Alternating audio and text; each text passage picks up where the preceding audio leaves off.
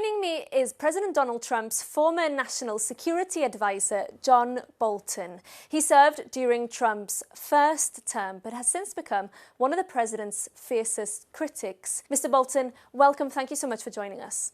Glad to be with you. Thanks for having me. So I'd like to start with the situation in Iran. We're hearing that the region is getting prepared for a potential US attack. You've advised Mr. Trump in the past. Do you think he's now leaning towards military intervention? Is he preparing for war? Well, I think it's certainly the case he's looking at potential strikes against targets in Iran because of the protest. I've believed for a long time that regime change in Iran is an absolute prerequisite for any hope of lasting peace and security in the Middle East, and really to eliminate the threat of international terrorism and nuclear weapons that the regime in Tehran represents. I think the regime is weak. I think it's at its most vulnerable moment, perhaps even going back to 1979 when it took power. And so here, military action by the U.S. could have a decisive effect on the dynamic inside Iran. But you mentioned targeted military strikes. But if the end game here is to finally topple the Ayatollah's regime, is that enough? Well, I think the targets to look at, obviously taking out whatever air defenses remained for Iran and or new ones the Russians may have supplied. But then I would look at striking the headquarters of the Revolutionary Guard, military bases of the Guard, the besieging militia that has been instrumental in repressing the population, the Iranian Navy, the nuclear program, the ballistic missile program. And I think that would further debilitate the regime, and it would show to the opposition, we're not trying to harm Iran itself. It's the regime that's the target. It would give the opposition clear indication that the U.S. and the rest of the outside world are watching. So you think, Mr. Bolton, that we could be looking at the start of the end of the regime? Is that the end game for the U.S.? Well, I hope so. I mean, we've been close to this point before. There's been enormous discontent in Iran for a variety of reasons, ethnic clashes. The young people are unhappy. Women are unhappy since the murder of Mahsa Amini over 2 years ago. The economic situation is obviously extremely bad, but the outside world has basically sat back and done nothing now and permitted the regime to suppress the opposition. I think if we show that we are very much interested in what happens and favor the fall of the government, that could have a very positive effect inside the country. And you mentioned the outside world. Do you think Europe also needs to step in here? What can it do? Well, Europe hasn't done much of anything, unfortunately. I think they should be working with the United States. We should all be working more with the opposition to provide resources, communications, for example, to help them coordinate better inside Iran. I think the situation is different now for a couple of reasons. Number one, the protests after the murder of Mahsa Amini for neglecting to wear the hijab that the Ayatollahs prescribed was not just an issue about the dress code. The regime's basis of legitimacy is that it speaks the will of God. And when people say, well, we don't think wearing the hijab comes from God, it comes from the Ayatollahs, you're just not attacking that issue. You're attacking the very legitimacy of the Ayatollahs themselves. And that influence is still there. Plus, this time, the economic circumstances in Iran are really bad, worse than ever. And that's why the protests are so widespread countrywide at this point. We hear Trump talking about coming to the aid of the Iranian people. We heard similar language when it came to Venezuela, yet Mr. Trump seems to be completely comfortable at the moment with having Nicolas Maduro sit in a New York prison while his vice president, Delcy Rodriguez, is at the helm in Caracas. She is a key figurehead of the Maduro regime.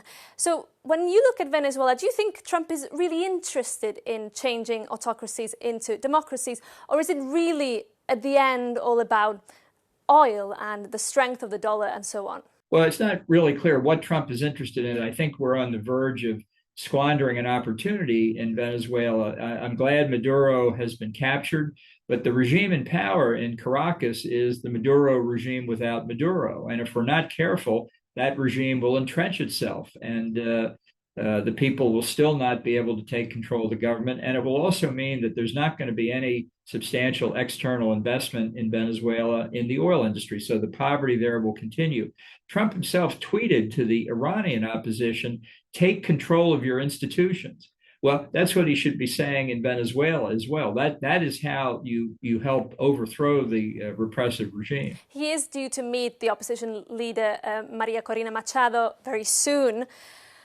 Do you think that could change anything, or is Trump really not interested in a proper democratic transition in Venezuela? Well, I think this is a good opportunity for Machado to say, look, if you don't have representative government in Venezuela, you're never going to have a rule of law society. You're going to be subject to the arbitrary will of the Maduro regime. And those circumstances mean foreign investors are not going to come in. They're not going to risk, especially in the oil sector, billions of dollars of investment that some dictator can just grab away from them.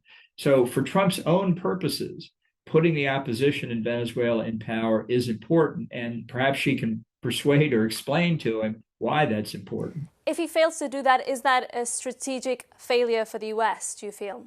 I think it could well be. I think what the regime in Caracas is doing now is shoring up its support from the military, the police, the colectivos, the motorcycle gangs that they use to intimidate the population, and strengthening their position, talking to China about China exploiting Venezuela's oil.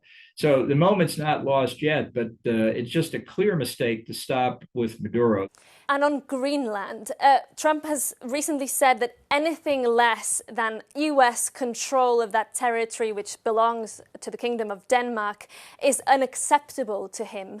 Do you think he's willing to use force, military force, to seize that territory? Ultimately, I don't think he will.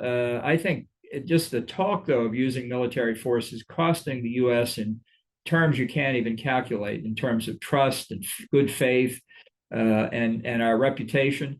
And we can say there's a new poll out today that shows exactly 8% of the American people favor the use of force to take Greenland. I'd like to ask that 8% if they even know where Greenland is. Yet he seems to be doubling down, Mr. Bolton. He seems to be turning his back on diplomacy. His language is very clear. What could this mean for the US reputation if he does move ahead with a seizure? And what could it mean for the NATO alliance? Well, I think it's a disaster for the United States, as I say, that we're even talking about this, and it would be infinitely worse if he did try and use military force. I think there'd be a political earthquake in this country. There is essentially zero support, and certainly in Congress, it would be a matter of grave concern. And I think many people believe that if it happened, it would be the end of the NATO alliance and doing grave damage to U.S. national security, not to mention the other NATO allies. In the end, will we just see something more transactional? Do you think he'll opt for a deal, for example, by paying a lump sum to Greenlanders or striking some kind of agreement with the Danish government? Is he pushing here for a sale? Well, he will want to be able to declare victory on something because, after all, the world is divided into winners and losers, and he always wins. But it's not. It doesn't make it any easier to get to an agreement, which legitimately does concern U.S. national security, Canadian security, Danish security, the security of the entire NATO alliance against the growing Russian and Chinese threats in the Arctic Ocean. So a quiet approach to this, I think, could really move fairly rapidly based on the 1951 Danish-U.S. Defense of Greenland Treaty. I'd like to ask you about Ukraine. Trump has been pushing for a very rapid deal to end Russia's war. It doesn't seem to be coming. Europeans have pledged to very specific security guarantees by now. Do you think Trump is willing to do the same?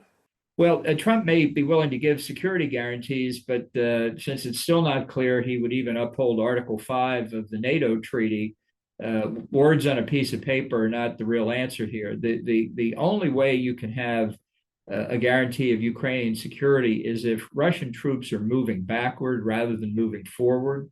So I'm worried about the whole ceasefire approach. I'm afraid it may give Russia an advantage. And that in Europe, people think if we can get a ceasefire, that's a real answer. It's not. It just gives Russia a pause to regroup, rebuild its army, refurbish its economy. Putin wants a Russian empire. He's told us this for 20 years. And in that kind of nationalist thinking, there's no Russian empire without the whole of Ukraine. That's what Putin wants. Do you think there's a risk here that Trump is losing patience and will sell out the Ukrainians? Well, I think he's losing patience because it's not getting him the Nobel Peace Prize that's really the end objective for him on almost everything we've been talking about. I don't know that it would necessarily mean he would sell out Ukraine. He might just withdraw from the issue because it's not making him a winner. And if the U.S. continued to supply intelligence to Ukraine, if we continued to sell weapons and ammunition to our European NATO allies who could pass it on to Ukraine, that I think might be sufficient to keep Ukraine going. That's not an ideal outcome from my point of view, but I think if we could get that minimum, then let Trump walk away. Final question, Mr. Bolton. You know, Trump promised to pursue an America first policy, a less interventionist approach. Some would say he's doing the complete opposite. How would you rate his foreign policy so far in his second term? From 1 to 10, how would you grade it? Well, around a 2 or 3, I think a lot's incomplete. One thing we haven't talked about is his tariff policy, trade issues, which I do think are important for national security. They've been a complete disaster and harmed the United States in many ways, not just economic, but in reputational and political terms as well. So I don't think Trump really understands what he's doing. He doesn't have a national security grand strategy. Everything is transactional, episodic, ad hoc.